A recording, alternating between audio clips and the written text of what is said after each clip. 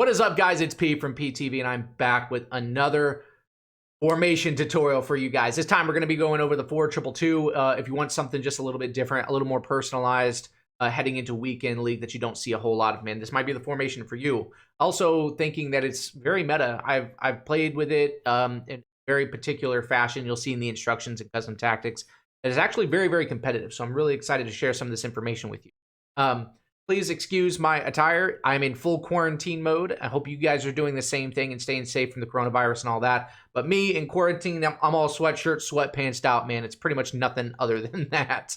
If you guys want to see some of this gameplay, FYI, unchopped, the good, the bad, the ugly, and all that other stuff in the upcoming weekend league starting tonight at 8 p.m. Central U.S. time all the way through Sunday night. We'll be streaming my weekend league live with all of the 4-2-2 tactics that I'll be showing you in this formation. So let's jump into the team. Let's take a look, man.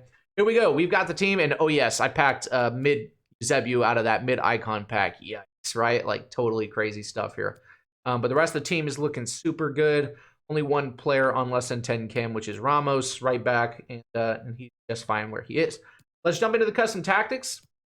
I'm going to do my best to provide some gameplay with some of the things that I'm saying. So hopefully that does it for you. Okay, so here we go. Custom tactics, man. Our defensive style, we're going to leave this on balanced. We could tick this up to pressure on heavy touch or pressure after a possession loss. Both of those things are good.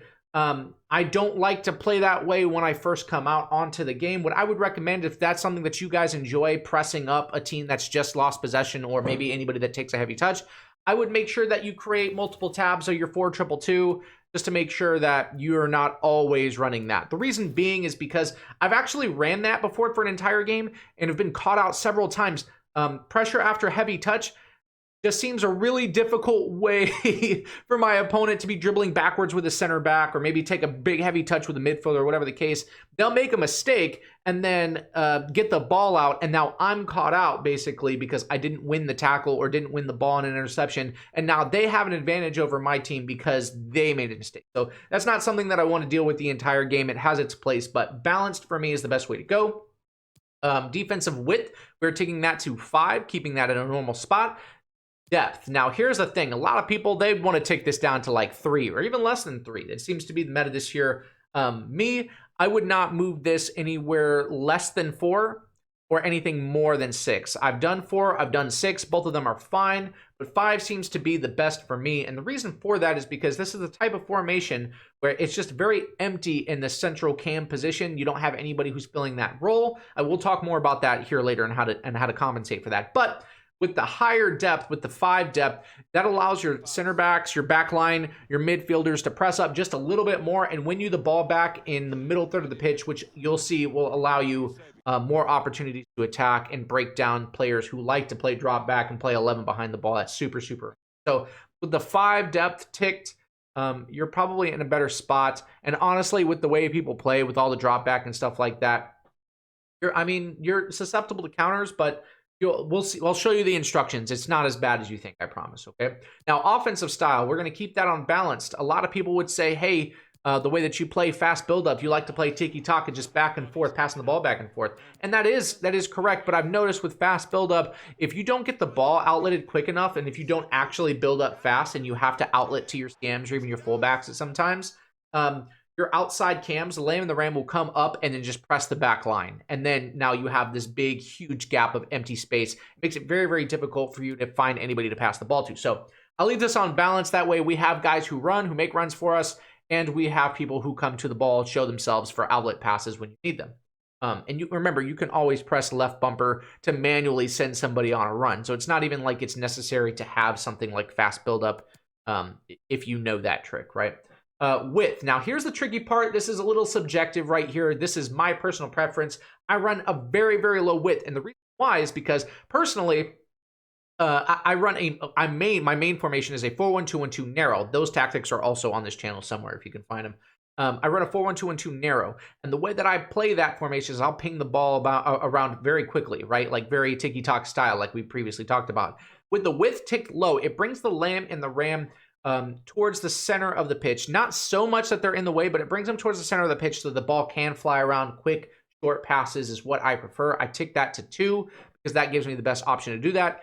If that's what you like, I would also suggest you taking it to 2, because in game, if I ever feel like I need the outside cams to get wider, I can always put the in-game hug sideline, right? I can always tick that with the D-pad. So that'll send them out towards the sideline and make them more like wingers, as opposed to the outside cams that I'm looking for. Players in the box, I have that up at 5, or I'm sorry, even 6.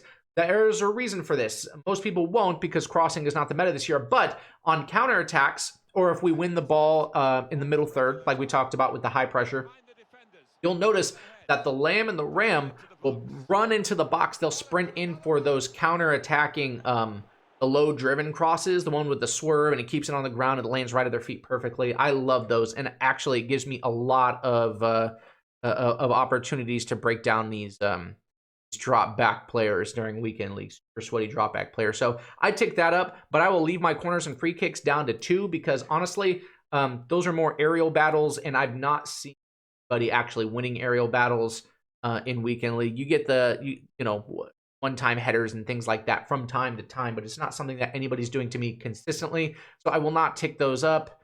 Let's move into instructions. Now, during instructions, I'm going to talk a little bit about players' work rates and skill sets that you might want to fill these players in with. I'm going to try my best to give you cheaper options, but let's be honest, aside from, I don't know, like I have a whole lot of SBC cards here, and we are darn near in April, so consider that most of the players that I'm running with are either SBC cards or very, very cheap options. Aside from that, I'm hoping that you can build a quality team. I'll try my best to give you less expensive options. Obviously, Ronaldo and Eusebio and Neymar are ones that are more expensive on the market. So I'll make sure to try to give you guys some different alternatives for them. Okay, now starting with the strikers, Cristiano Ronaldo on the left, because he's right-footed. I like him to open up towards the and have the entire goal to his right foot, right? So that's why he's on the left. Eusebio having the 5-star weak foot, it does not matter. But Ronaldo, okay, I leave him on stay forward and as a target man. Reason is because he's sort of like my bigger, stronger, more physical striker, and I like to play back and forth between my strikers. So I like to have him kind of as a hold-up player, and I'll take Eusebio and I put him on get in behind and stay forward. Now, playing back and forth between the strikers, it's really, really nice to have the hold-up player right here, a bigger, stronger player that can hold the ball, get that L trigger going, box out a defender, and make a pass to somebody. Because not only does Eusebio make the runs off of Ronaldo and try to get in behind the back line, you'll also see that with our tactics, our Lamb and our Ram, Neymar and Bernardo Silva, will also make runs, and we sneak that ball over the top with Ronaldo as well. So that's how I like to play it. If you just cannot find a cheaper version of Ronaldo, because it's Cristiano Ronaldo, so it's like there aren't just like inexpensive Ronaldos running around. You can run this with 2 of the smaller like meta style players, the very agile, quick pacey type strikers, you know, like Gabriel Jesus and guys like that. You can run it with 2 of those types of players, and it should be fine, but this is the version that I prefer to play. Now, the Lamb and the Ram, they're going to mirror each other's instructions exactly the same, so we're going to have them on basic defensive support, get into the box for the cross. We've already talked a little bit about getting into the box for the cross and why we have that set, those counters and the low-driven crosses and such, but basic defensive support, you will see most people take this to come back on defense, as they would like to have so many people behind the ball. For me, Neymar on balanced comes back a gentle bit, enough to make a difference, and he doesn't have to make up so much ground. Like if he gets as far back as Roberto Carlos, I have an issue, because now if we do win the ball back, he has to track so far forward just to be relevant in the offensive and the counter plays. I like that on basic, and Bernardo Silva as well on basic, because it doesn't make them have to make up so much ground, and honestly, it doesn't wear the stamina as much, right? So those 2 are where they are with those settings. Now, here's the most interesting part of this. You're going, and this is the most important part. So if you have to spend, excuse me, I've got some hiccups. If you have to spend any coins right here, it needs to be on your DMs. And here's why, okay? These guys are going to be involved in all the link-up play between your back line and your forwards, right? You'll be outletting them the ball constantly. They're going to be involved in the build-up. They're going to be involved in counters. They're going to be involved in the defense. Like, these guys need to be probably your most well-rounded players. Now, the good news is I have 87 here, Frankie de Jong, and 86.9 goal on. Both of those players are going for roughly 60K. And the great thing about that is, like, that's super affordable, especially in early April. Like, if you guys can't afford 50, 60K, just save up, man. Just save up. It's really easy to make coins. guys should be able to make that. Like, that's like 1 weekend league. Here's a better idea. Let me show you their cards before I get into the instructions, and it's going to make a whole lot more sense. So here's Frankie, right? And Frankie is the medium high. You guys know, if you've watched any of my other tutorials, I'm a firm believer in the work rate. So medium high, he's a more defensive CM. Very good. We put a shadow on him. His pace flies up. His passing and dribbling are already very good. Don't need to touch those. And his physical is just fine. Defending with that shadow is also going to fly up, right? We have that type of player. Oh, and his shooting, mind his shooting is trash. I realize it's trash. It doesn't need to be good, I promise, okay? He's going to be involved in everything else. Doesn't need to shoot the ball. Now, 9 goal on here. You're going to see roughly the same type of stats. His dribbling and passing are a little bit less. But his shooting and his physical and defense are going to be a little more. Now, you could make a case that 9 goal on needs to be the more defensive of the DMs. But with that shooting and his long shot and shot power, I prefer him getting forward on the edge of the box. He's there for those bangers, okay? So let's get into the instructions. Hopefully, the breakdown of those 2 cards will help these make a little bit more sense. We're going to have De Jong with his work rates. We're going to embrace those work rates of medium high and have him stay back while attacking and cover center. Again, he's going to be very, very involved in passing and the build-up play and things like that. He just won't get past a certain point on the pitch, right? You always need that DM. To stay there. Frankie is way cheaper than the likes of like Conte, but if you need somebody like in the Prem or with that, a awesome French league, Conte will also work really, really well here. Now, 9 goal on, this is super important. 9 goal on is on balanced everything, and then we have him cover center. And here's the reason why, right? You want a more want someone with high work rates, because you'll notice in our 4-2-2, we just don't have anybody who's present in the cam position, right? Like there's this big void there, and you will feel the void if you don't do anything about it. Having 9 goal on high and balanced allows him to creep forward, and he actually does a great job cover center. He actually does a great job getting forward and filling that role, and then linking the 2 triangles that are the strikers to each respective side and their attacking midfielders, right? So you'll have another triangle. You have the middle player linking both the triangles. Super important, right? If you aren't feeling that, another option would be to take Eusebio, and instead of stay forward, you can have him come back or basic, right? Just don't leave him on forward, and then you have him dropping into that cam slot. But my opinion would be, like, if you're going to have the striker drop into the cam spot, you might as well be playing a 4-2-3-1. You know what I mean? Like, you don't need to watch this video if you don't trust 9 goal on or whatever DM you're running. If you don't trust him to stay forward and fill that role, you might as well run a 4-2-3-1. I have another video for that if that's something you're more interested in. Now, dropping back to center backs, we don't touch these. Those guys are on stay back. I leave their interceptions where they're at because I don't want them getting out of position trying to reach for passes. Now, speaking more on work rates, I believe Roberto Carlos is like a high medium or maybe even a high low.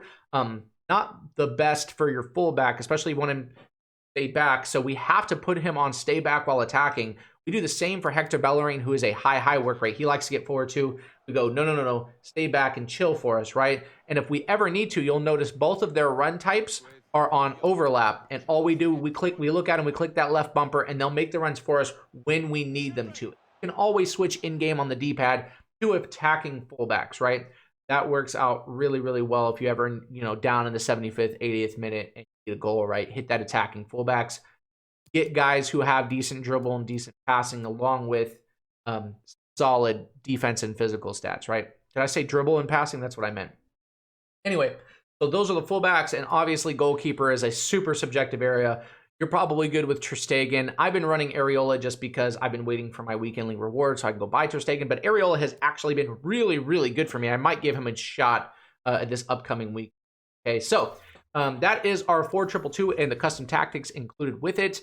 If you are interested in that, man, feel free to steal those, run off with them. If you want to see some more gameplay, unchopped, unedited, like I said, I'll leave my Twitch stream link down in the description below. You'll have the opportunity to see me, the good, the bad, and the ugly of the formation. No edited or anything like that. And come interact, man. It's a good time in there with a great community. Aside from that, man, that's our 4-2-2. I appreciate you guys clicking on the video, man. Make sure to leave a like. Make sure to leave a like. Subscribe if you're new, and I will see you guys in the next one, man. Peace.